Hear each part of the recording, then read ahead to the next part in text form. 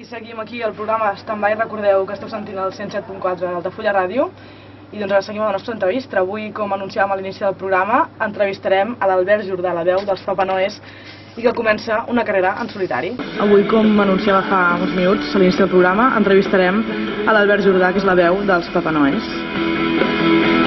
I aquí estem sentint de fons.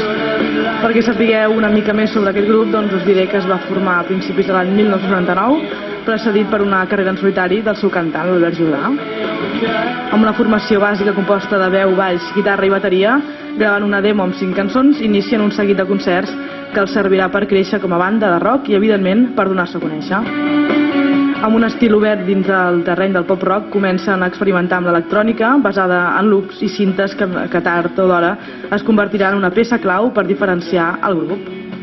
Línies melòdiques pop sobre les bases rock, barrejant l'acústica i l'electrònica.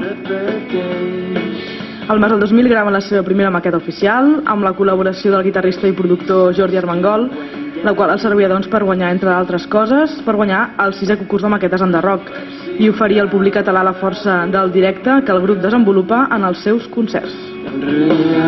Posteriorment han gravat 2 discos més i també he de dir que Papa Noès ha compartit l'escenari amb Sidoní, Lori Meyers, Xavi Vidal, Col·leccionistes, Lisando o Sapo, entre d'altres.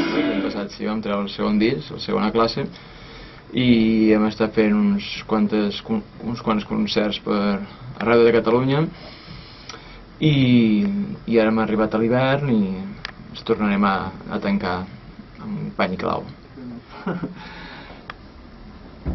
Sí, va sortir el disc a principis d'any o no sé quan i hem estat fent promo, m'han tocat alguns concerts, no masses tampoc, i bé, i ara ja a l'hivern.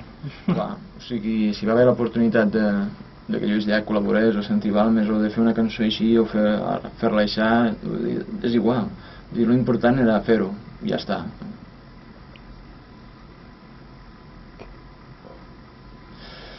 Suposo que els problemes són els de sempre, no? La falta de llocs per actuar, no? O sigui, que se crea un hàbit de que la gent pugui anar a veure concerts, que sigui el més normal veure un grup de fora com un d'aquí i un d'aquí que canti en castellà com canti en català i barrejats. Perquè a última hora fem música, no? I la música està agrupada per estils, no? Tens l'estanteria, tens uns i uns altres en una altra estanteria, no? I em sembla a mi que, per exemple, nosaltres ens agradaria estar en l'estanteria més del pop-rock com hi hagi un altre grup català, com hi hagi un altre grup anglès. I que em permetrà no només fer el que ja més o menys feia amb Papa Noès, sinó fer realment el que vull, que ja és un tot, és el 100% del que jo pugui oferir musicalment, que no és molt, però vull abarcar els màxims estils possibles i no centrar-me únicament en el pop, en el rock, Sí, puc venir aquí sol amb la guitarra o fer tot un concert sol, com puc fer amb 2 acompanyants o amb 3, amb els que sigui, no? I l'Albert Jordà es dedicarà aquest any, 2008, a intentar fer això. Sí, està escalfant a la banda. He començat el procés a la inversa. Estic fent concerts sense tindre res gravat. I amb Papa Noès va ser tot al revés, no? Graves i després fas concerts. He anat a totes les ràdios de Catalunya, totes, no m'he deixat de cap, i totes m'han tractat superfatal, excepte l'Standby d'Altafulla.